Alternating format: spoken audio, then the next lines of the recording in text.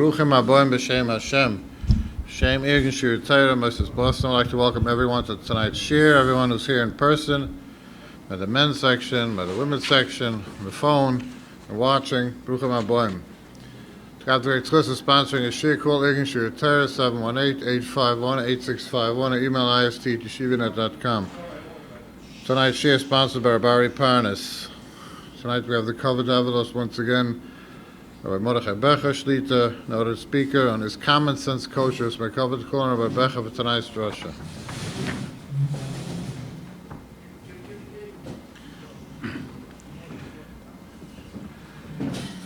Shalom Aleichem, good evening, and welcome everyone, those who are here in person and those who are here virtually as well.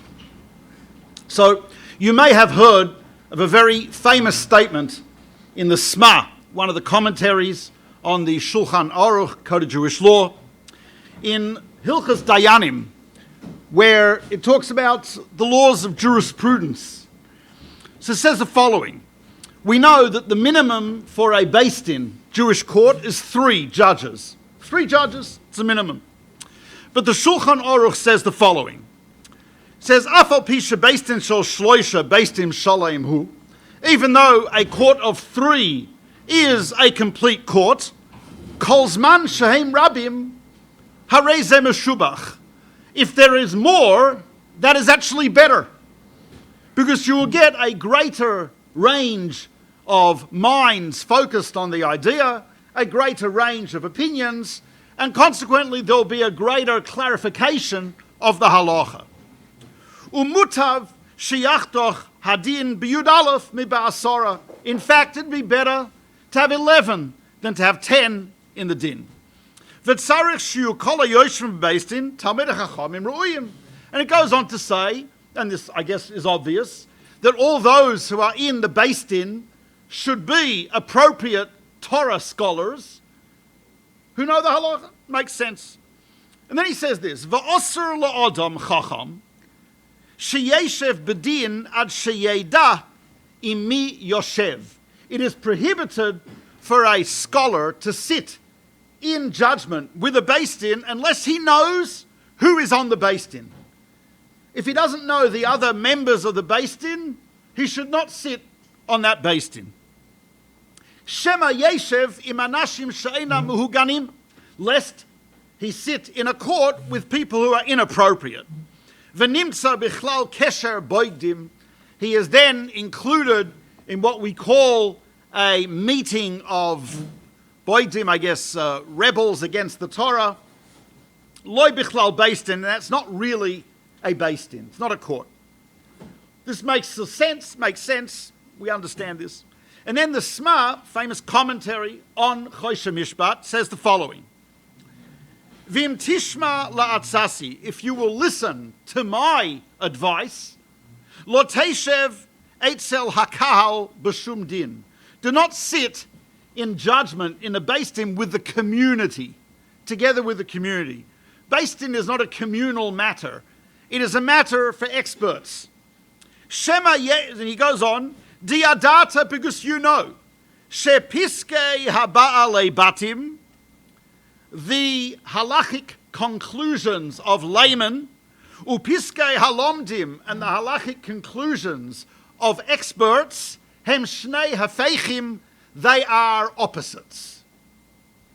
This is usually misquoted in the yeshivas as das balabatim heifech of das Torah, that the wisdom or the thoughts of the layman are the antithesis of the thoughts of Torah. It's not exactly what he says.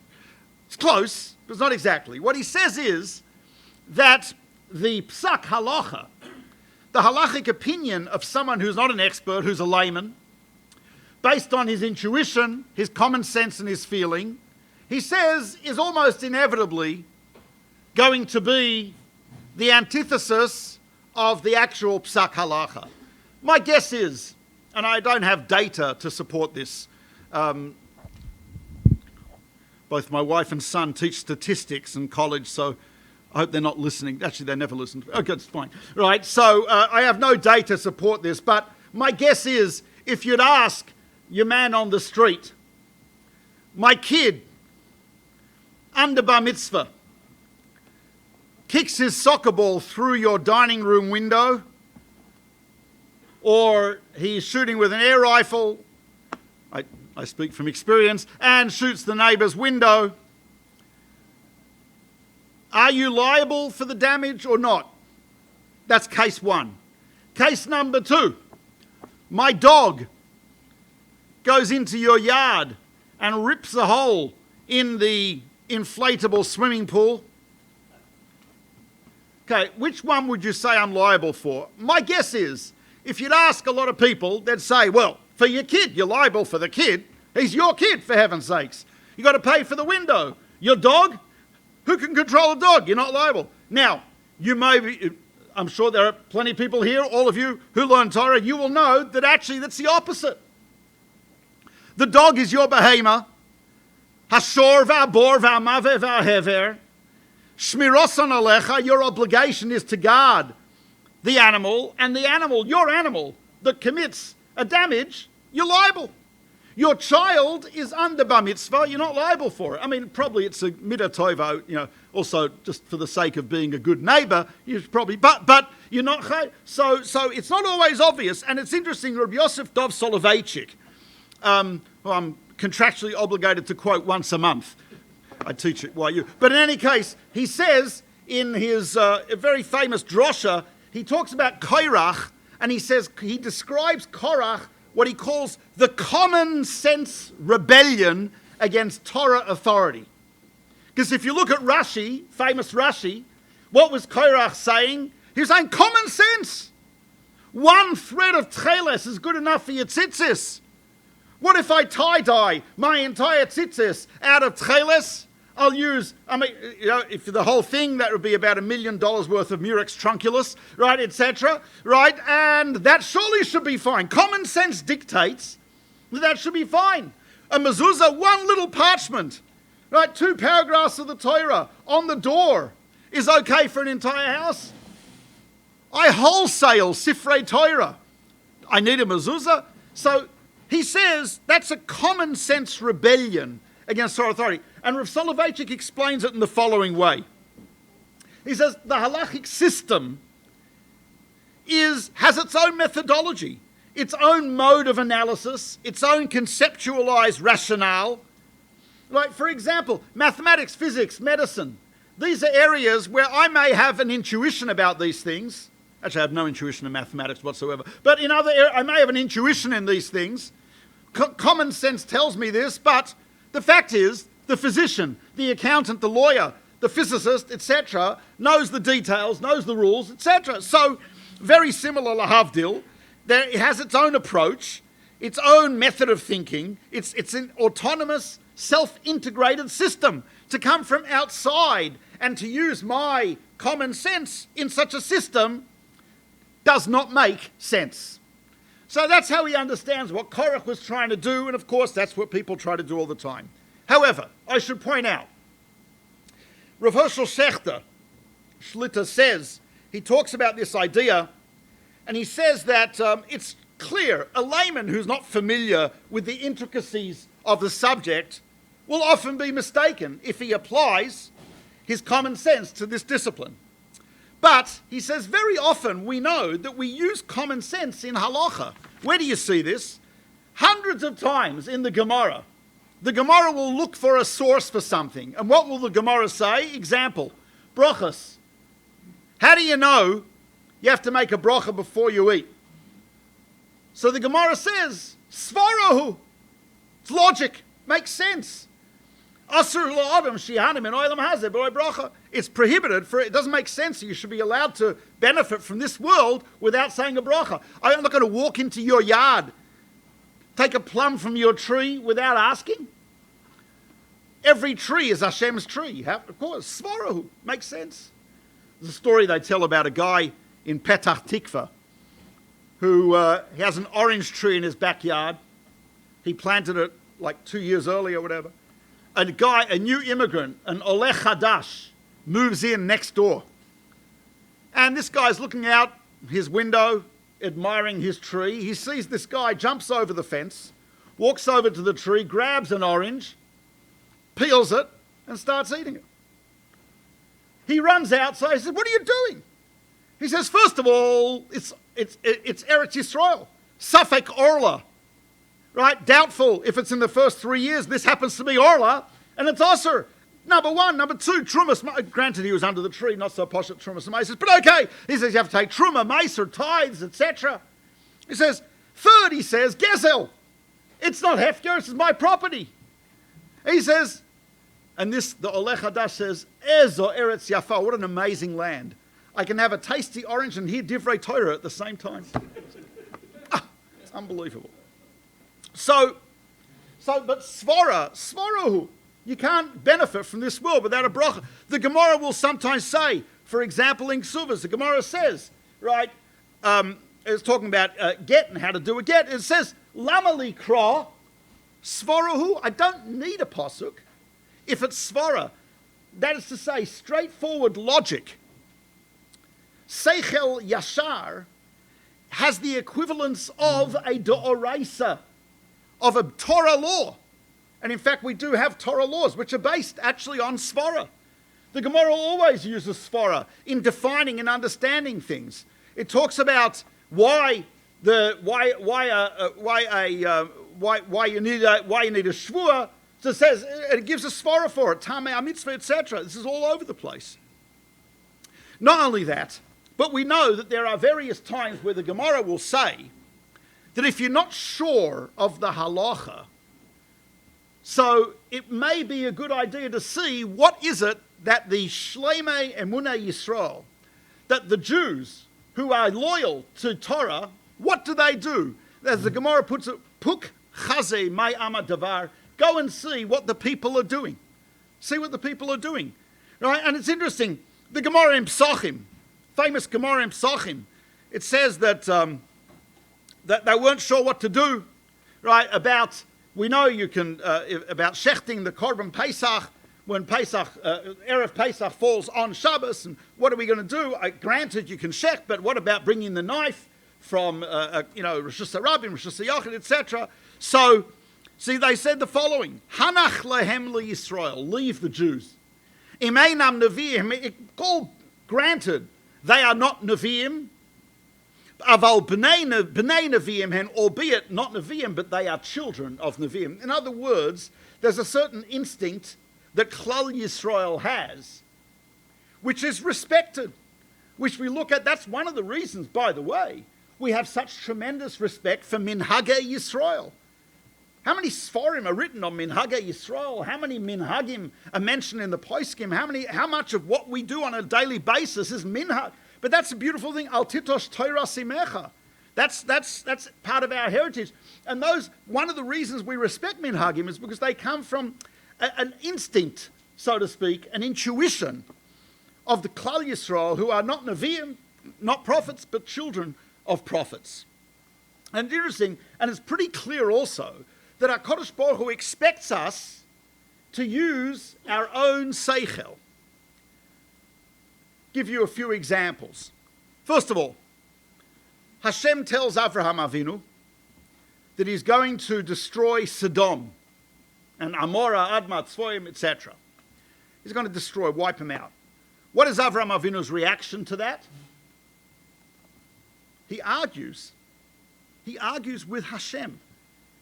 He says, how could you do that? Obviously, people ask, well, why didn't he argue when Hashem told him to kill Yitzchak, to bring him as an Akedah? The answer is pretty obvious there, because when Hashem tells him to do the Akedas Yitzchak, he's giving him a mitzvah, do this.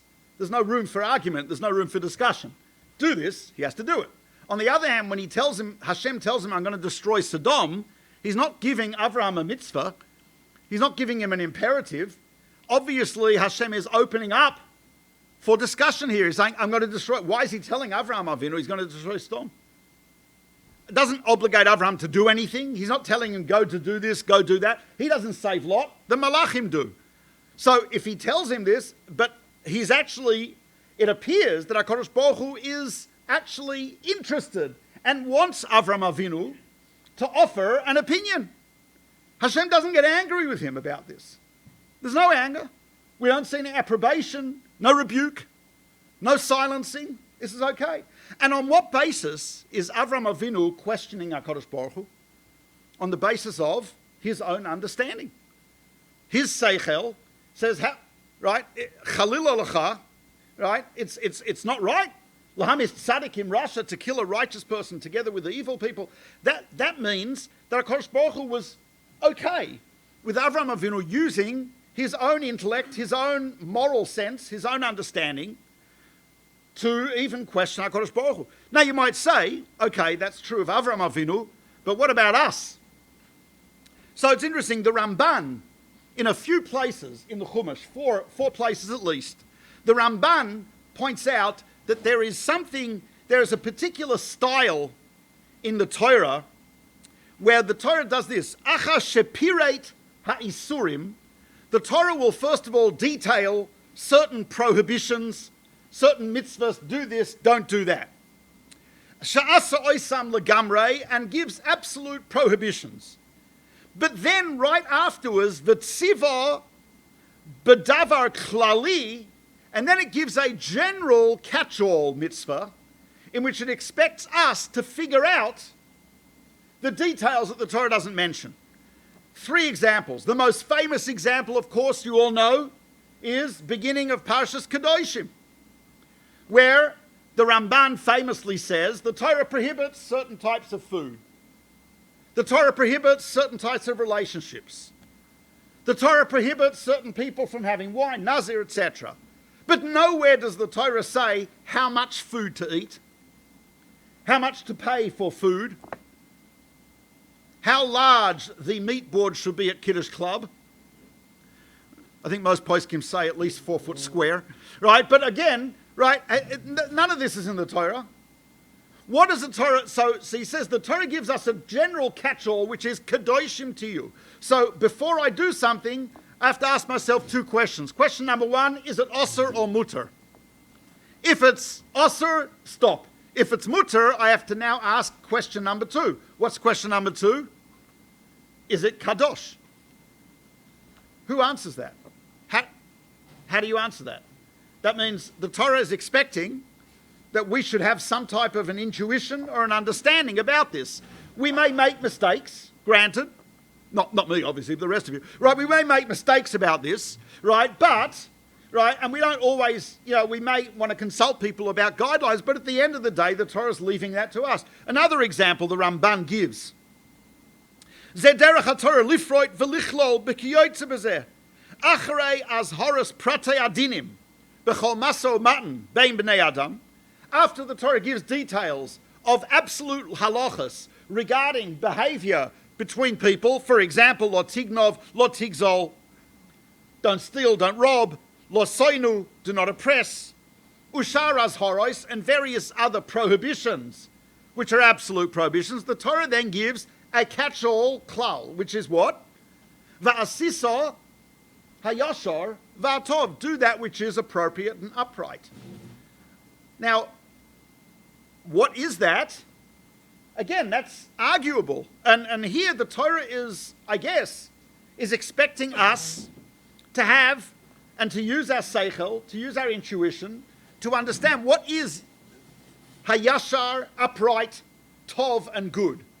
And probably, most of us would probably agree on what is in many situations, unless it's something which I make a lot of money from, in which case then we may argue, right? But again, hasisa yoshev atov is type of, that's the idea. And so the Torah doesn't, and what that means is, the Torah is expecting us to use our seichel in the area of kadoshim to you, whether it's in ma'acholos or arayos, as the Ramban says. It's expecting us to use our seichel, our intuition, our moral sense in areas of economics, interpersonal relations, and so on, so torts, damages, and so on. Asisa hayoshar v'atov.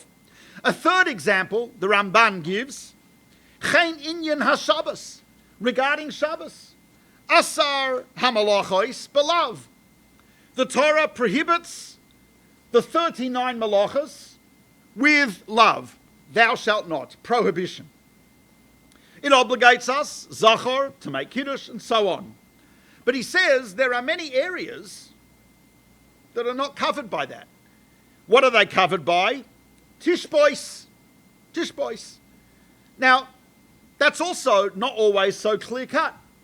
I mean, I was discussing with someone, he was asking me, I'm not going to give you an answer because I don't have one, but he was asking me what exactly is wrong with a scooter. You've got an Eruv, it's not an electric scooter. I want to use the scooter. It's hot, he lives in Miami. So schwitzing, it's hot, he lives far from shul. Right? Go on the scooter. What's the issue? It's not clear-cut. My intuition was, no, I don't think scooters, I just don't know. It doesn't strike me as Shabbos. Right? But that's, the guy's asking for a halacha. He's not asking me to tell her, I just don't, you know what I mean? He's not going to accept an answer where it's just, I don't know, it doesn't feel right. But, that's an important part of it. That's an important part of how we keep Shabbos, is there are certain things, I'm sure all in our family, in our home, we're saying things like, that's not Shabbos, Dick. This is not, that is, what is, and it is very difficult to give clear criteria in these areas. And so the Torah is leaving it to us to figure those out. So it's quite interesting. And not only that, but, the Ran, the Rabbeinu Nissim Gaon, has an introduction to the Gemara, introduction to the Talmud. And in his introduction, he talks about something fascinating. And just by the way, I think it might answer Rabbi Akiva Eiger's question, but, it's type of interesting. The Gemara discusses what disqualifies a korban, what disqualifies a sacrifice to be brought in the Beis Hamikdash in the temple. So we know that there are very specific halachas, laws about the blemishes in a korban, even a minor blemish, like, I don't know, it's got like a scratch in the cornea or something like that, problematic, can't bring it. So the Gemara in Avodah Zarah says, well, we know that non-Jews are allowed to send korbanos, to offer up korbanos, sacrifices in the Beis Hamikdash. Ki beisi beis tefillah l'chol ha'amim, the house of prayer for all people. Shlomo HaMelech, in his inaugural speech at the opening of the Beis Hamikdash, talks about it as being a place of tefillah and tshuva for everyone, Jews and non-Jews alike. We learn Adam ki yakrib, right? Adam, anyone can bring a korban. So a non-Jew can offer. He brings a korban and gives it to the Kohen brings it for him. Fantastic. Because they too, right, can have a relationship and should have a relationship with HaKadosh Baruch Hu. So the Gemara says, what disqualifies a korban that a non-Jew? Does it have the same rules as our korbanos? In other words, if I want to bring a korban, b'mehera v'yameinu, I want to bring a korban, it's got to make sure that it has no blemishes, even minute blemishes. What about a non-Jew who wants to bring a korban? So the Gemara says it's a different criteria. In other words, only if it's missing, like the end of a limb, it's missing a toe, or korbans to have toes, no, probably not. Okay, but it's missing part of its hoof or whatever.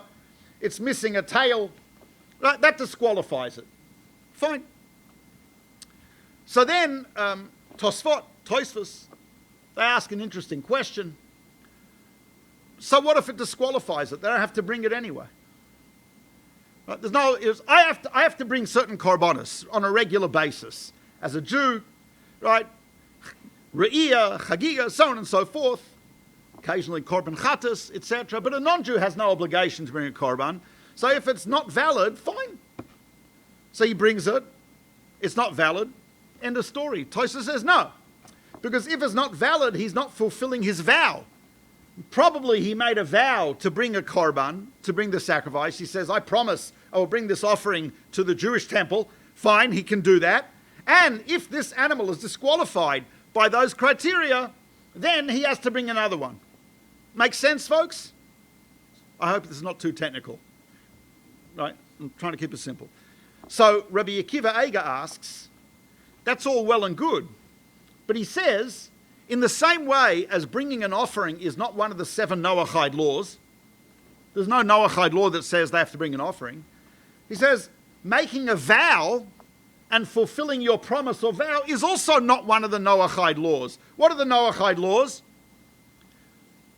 don't worship idols, don't blaspheme, don't murder, don't commit adultery, don't steal, don't torture animals, don't obligation to set up a justice system, etc. Vows, promises, oaths, not one of the 7 commandments of Noah.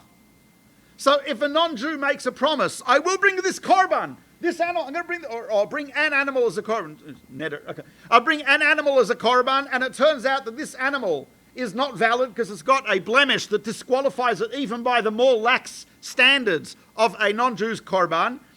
He is now obligated to bring another one. Why? Why is he obligated?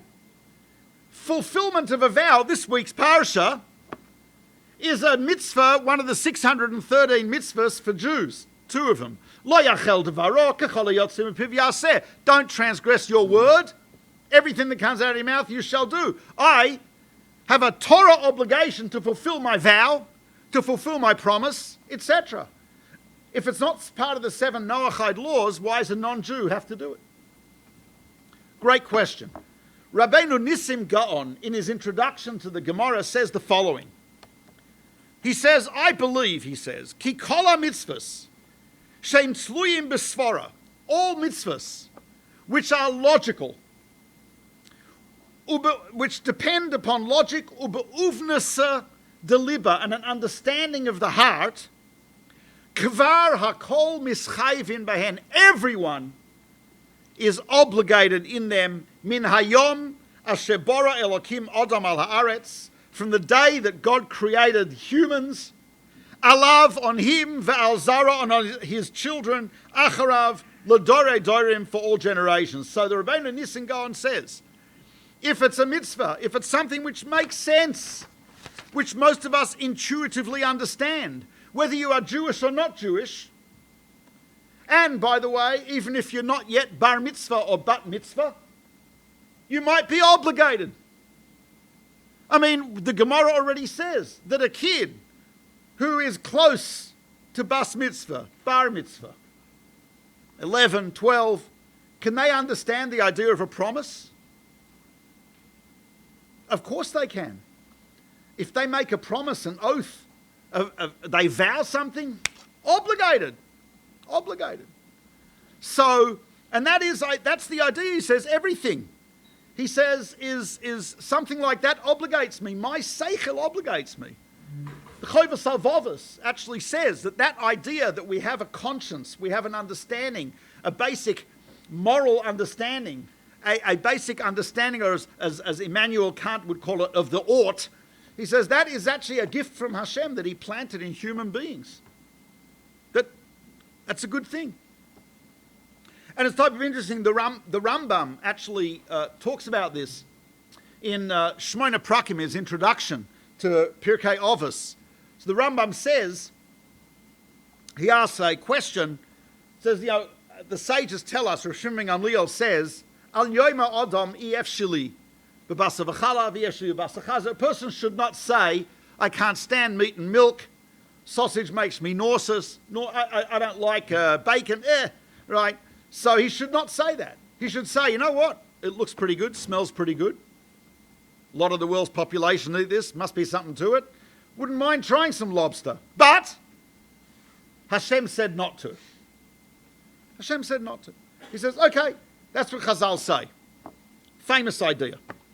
However, the philosophers say the opposite.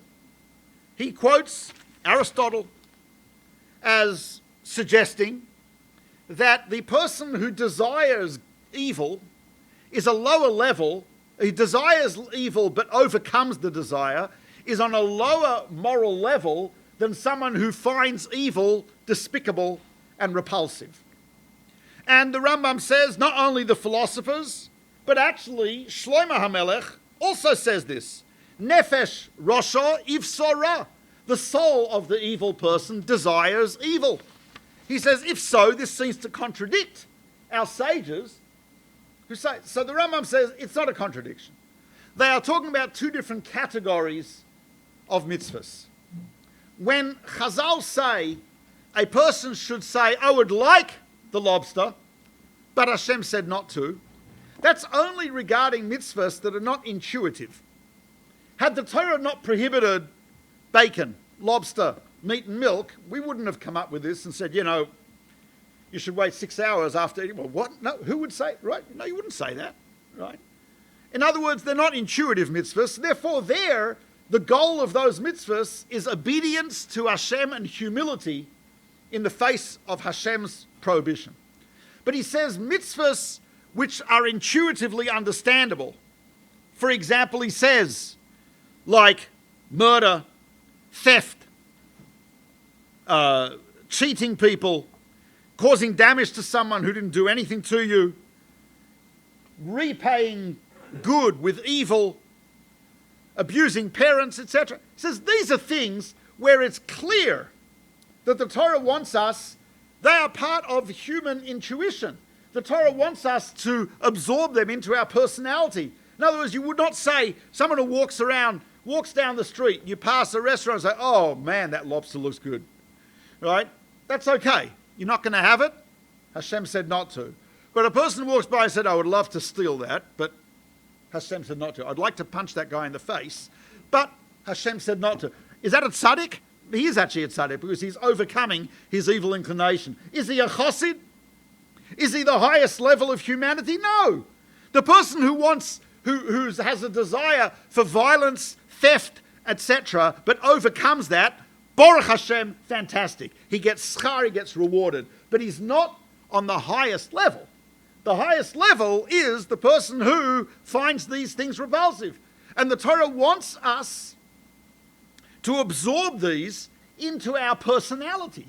It wants us to absorb them into the way we think. In the words of Rav Schiller, should have a refuah shleima, Rosh Shiva of Or Samach, he always used to talk about the idea of what he called tutored intuition.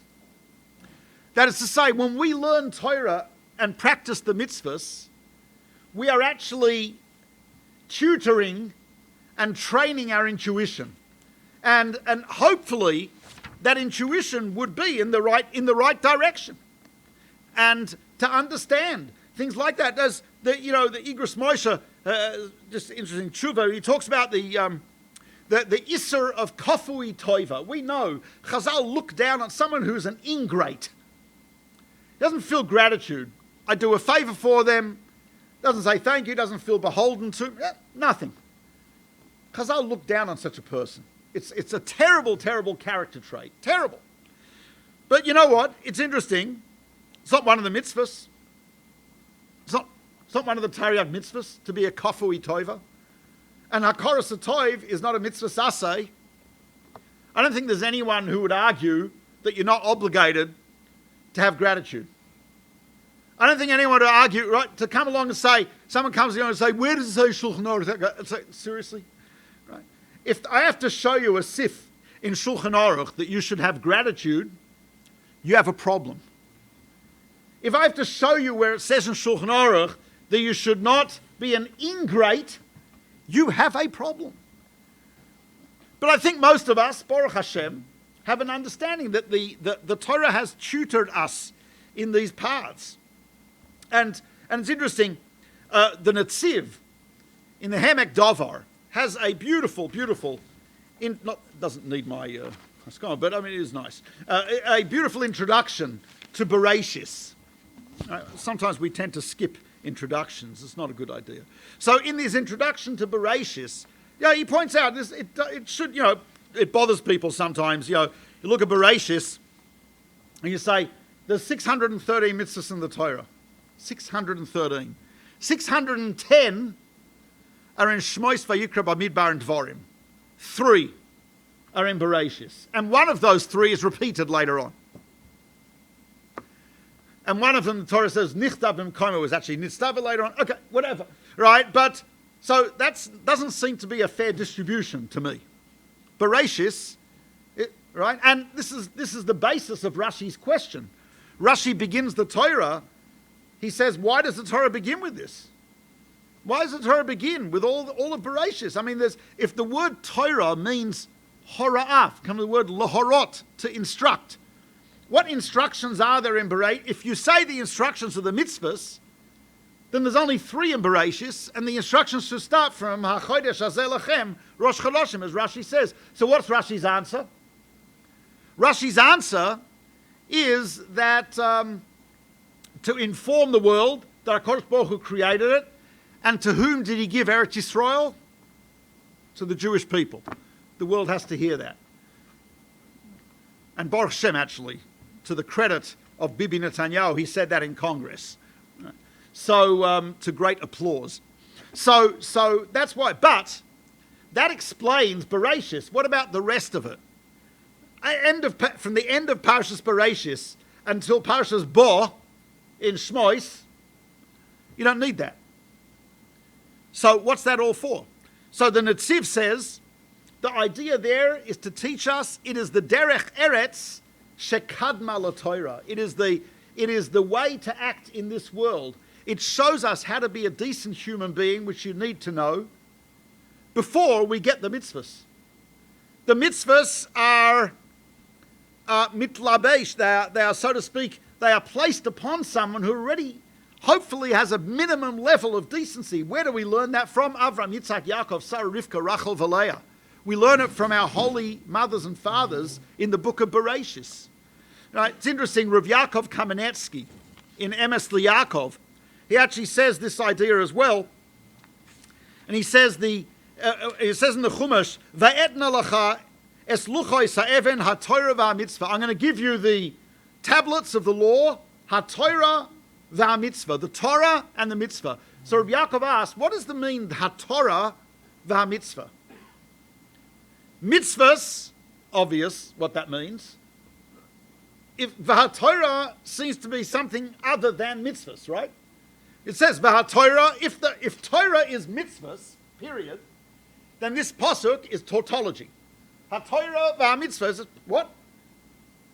It's like saying ha'mitzvahs v'ha'mitzvahs. But so Rabbi Yaakov says the Torah means the stories of the Torah, which are instructive to us in how to use our seichel and our intuition, how to act in this world in things which are not explicitly legislated, in things which are part of the Asisa Yoshev Toiv, part of the Kedoshim Tiyu, part of the Shvois, etc. Areas that it's not explicit. You can't look it up in Shulchan Aruch.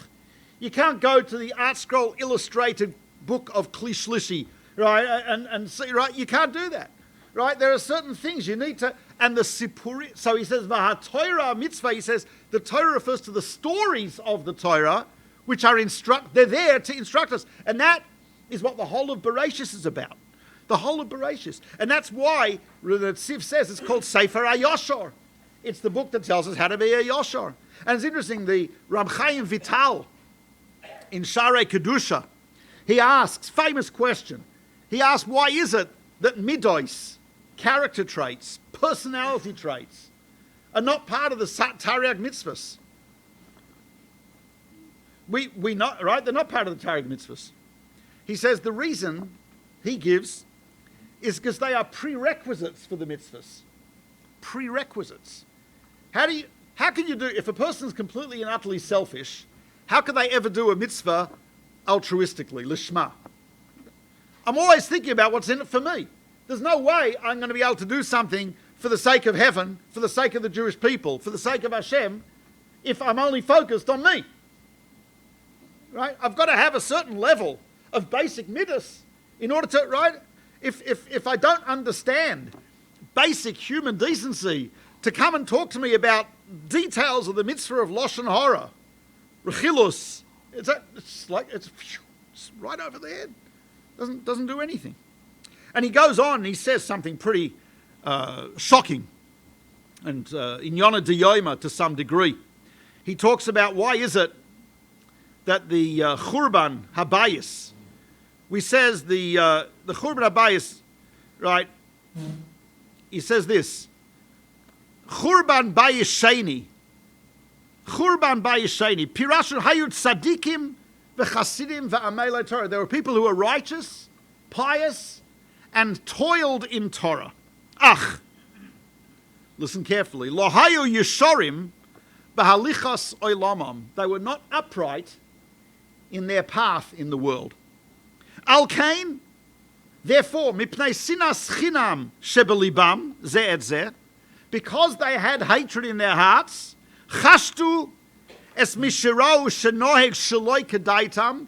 They suspected that anyone who was not acting in accordance with their understanding, beyiras Hashem, in the fear of Hashem, they have said, hutziduki ve'apikoros. Obviously, he's a Sadducee or a heretic. Why? Because he's not doing what I think is the right thing. Like, that's it. The definition of a good Jew is a Jew who looks like me, sounds like me, same pronunciation, same nusach, same yarmulke. That's it. Anyone else is an apikoros, is a tzeduki, is like, he's out of here. He says that was, the Netziv says that was Bayesheni. And he says this, Uba al yedei zel yedei shvichus damim, they came to shvichus damim through that.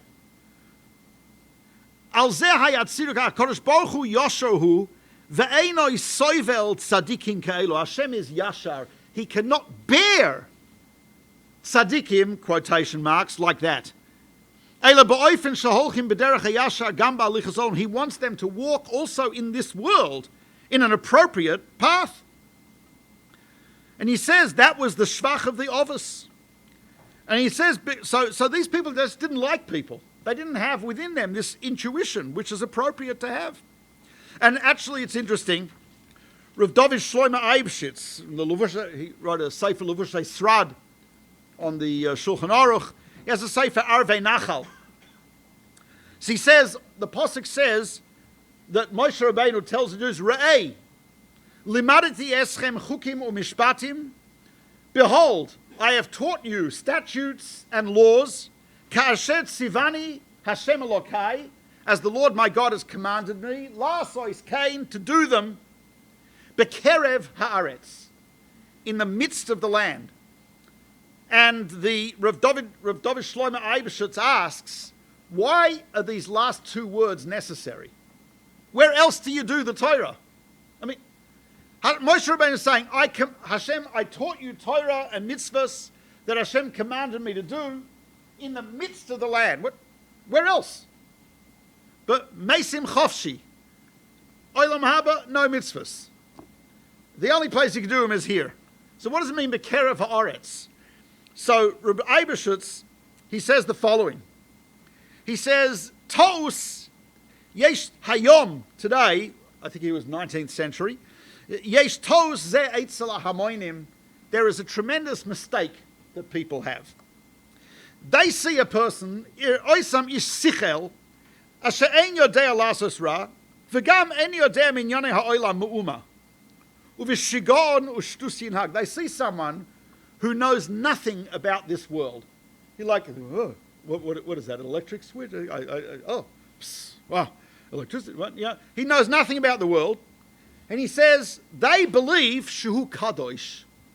People automatically assume, again, he doesn't have data here about this, but he says, Eitzel Hamon, people assume that the guy who is clueless about the world knows nothing about how to behave in the world. Such a person is a Kadosh. He says, Chas v'shalom choshvin sha'atorat sivsa liyois chas v'shalom shoite. Lo leida minyane ha'olam ma'uma. He says, this is not true. He says, we know from Chazal, they say, Eina shchina shoire eila al chacham, gibor ve'ashir. Some say bal koima. Right? We know that Nevuah requires someone who's wise, someone who's courageous, someone, according to some, actually wealthy. There's machlokas about, but certainly who's well versed in the ways of the world. Minag derech eretz. He says the Torah tells us shmartem v'asisem ki hi chochmaschem v'naschem le'enei ha'amim. And it's interesting. He says that's why it says bekerev haaretz, that a Talmud Chacham and every Jew has to have das, has to know how to act in the world. He says hidur and yofi, granted, you shouldn't go overboard in these areas, but to have an understanding.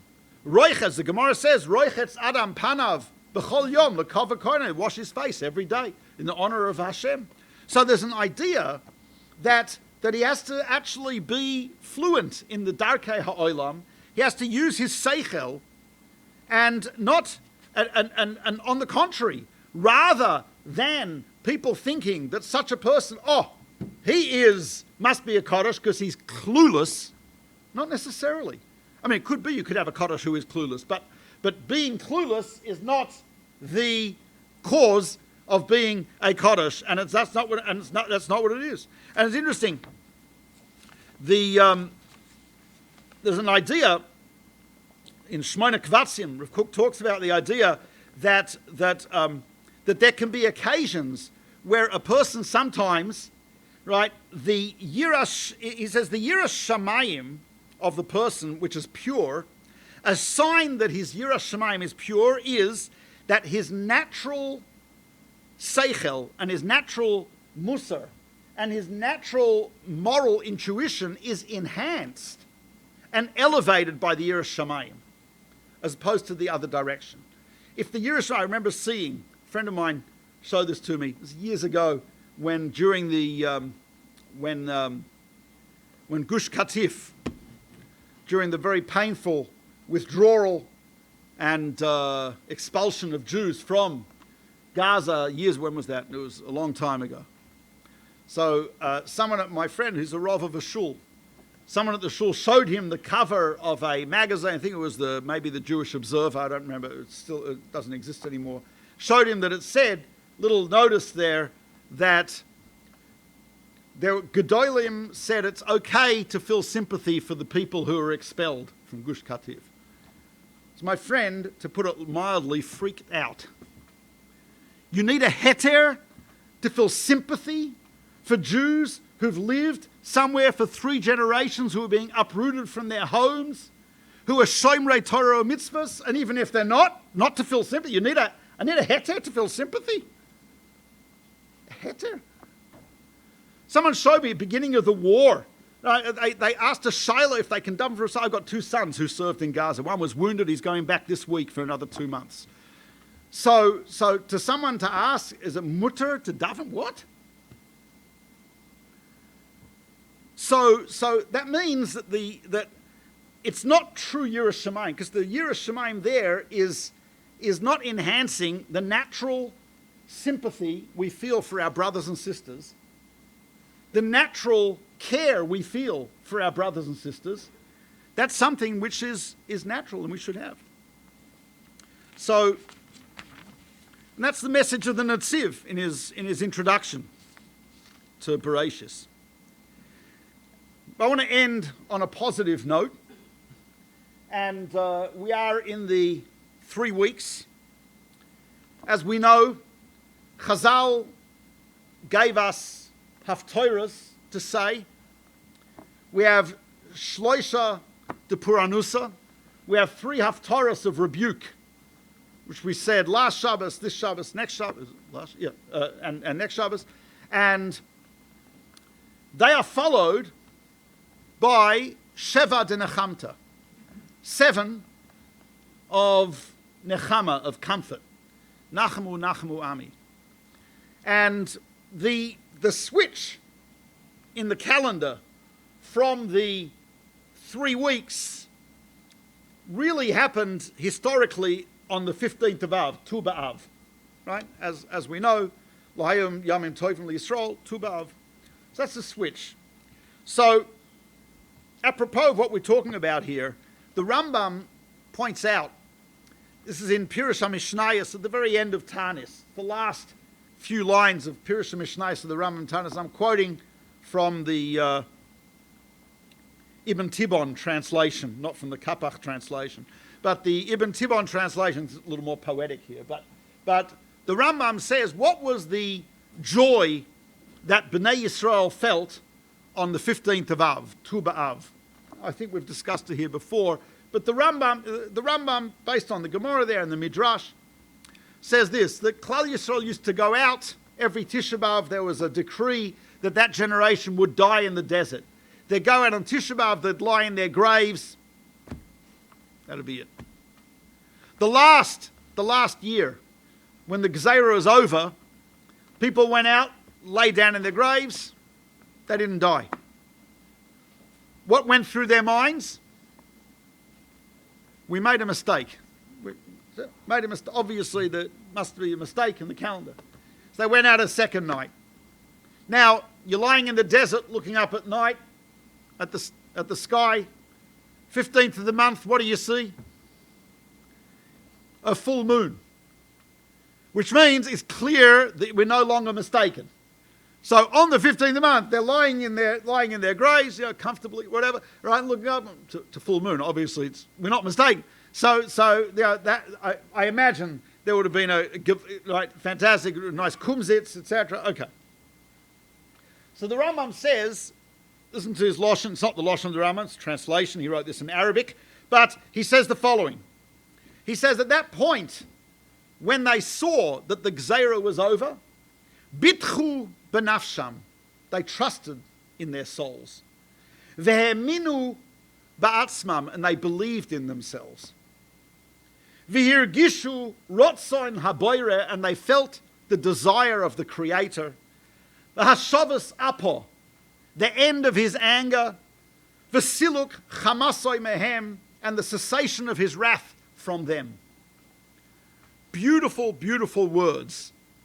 What Klal Yisrael felt was bitchu benafsham, they trusted themselves, ve'eminu ba'atzman, and believed in themselves. Rav Moshe Shapiro, my Rebbe, explained that that's why Chazal gave us Shiva de Nechamta. Because after the 3 weeks of Shosha de Puranusa, of rebuke, of destruction, of mourning, you know what we need? What we lost was a trust in ourselves. The Jews believed in Hashem, they didn't believe in themselves. They didn't believe in Klal Yisrael. The Ger Rebbe, Sfas Emes, used to say, it is easy to believe in Hashem. Much harder to believe in Klal Yisrael. And to believe in the self is not so easy. Not so easy. And the joy that Klal Yisrael felt then, HaKadosh Baruch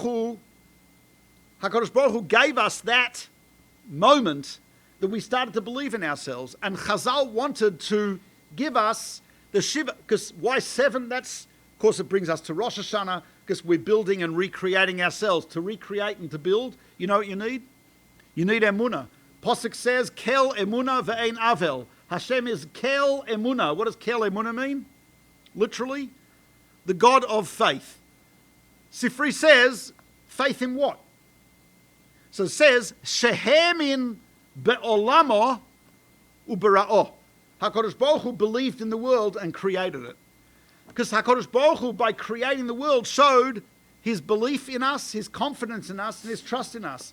When he gives us life, and when he brings Klal Yisrael through the tragedies of Shiva Saba Tammuz, the Bein HaMetzarim, Tisha B'Av, and we've had 3 weeks for the past 9 months, when he brings us through all this, and he shows us that we should still, Klal Yisrael, we should still believe in Klal Yisrael. Still believe in ourselves and believe in Klal Yisrael. And when we talk about is common sense kosher, I think we have to, part of this is that, yeah, my seichel hayoshar, my intuition, is something holy. It's something kadosh. As the Chovah Salvava says, it's a message from Hashem. As Rav Nissingon says, it's mechayev, like a mitzvah of the Torah. As the Gemara says, lama likra svarahu. As the Gemara in Psachim says, Hanach lehem liyisrael im einam neviim heim b'nei neviim. We are Klal Yisrael. So of course we believe in Hashem, but we also have to believe in Klal Yisrael and believe in ourselves and have the confidence and the emunah to go forward and to build in the future despite everything we have gone through. Noach told me just before, Sheva Posuk, Sheva Yipol Tzadik V'kam, that a tzaddik falls 7 times. That's correct. I quoted you. See, 7 times. And it's interesting. And the Gemara says that it's actually ilmale nafalti loy kamti. If not for the falling, we wouldn't arise. Every time we have fallen, we've gotten a little closer to the Geula. Every time we have a churban, that brings us a little closer to the Geula. And the idea of the intuition that we have. And I think we all feel that. We all feel in these times, even though with all the tragedies, there are moments of light. There is the idea that we feel, and I got to say, the same reason that much of the world, so many people in the world, hate us, despise us, are scared of us, is because they don't even realize this. Their deep, their subconscious, their soul is detecting the coming of the Mashiach. That's why they're getting crazy. That's why they're going Israel derangement syndrome. That's why they're going nuts. What we hear are the footsteps of the Mashiach. We hear the ikvus of the Mashiach. And that gives us hope and joy. What they hear are the footsteps of that which is going to destroy their beliefs, their system, their understanding, their worldview, etc. And they go crazy with that. So it's not something which should discourage us. It's something which should encourage us and give us that emunah in HaKadosh Baruch Hu, of course, but the emunah in ourselves, in Klal Yisrael, to cultivate through our Talmud Torah, our learning of Torah, our doing of the mitzvahs, to cultivate that sense, that intuition that we have as Jews, the intuition, the moral intuition, the tutored intuition, the conscience that we have that we should be proud of, that we can see the right things, we can see what is true, we can see what is right, and to pursue that in our lives, and to be Kedoshim and Halavai, we should experience Bimheira V'Ameinu, that we should feel Hashavas Apo, the end of anger, Siluk Chamasa, V'Yirgishu, and to feel Ratzon Haboire, the desire of HaKadosh Baruch Hu, B'Vias Mashiach Tzidkeinu B'Mheira V'Ameinu. Amen.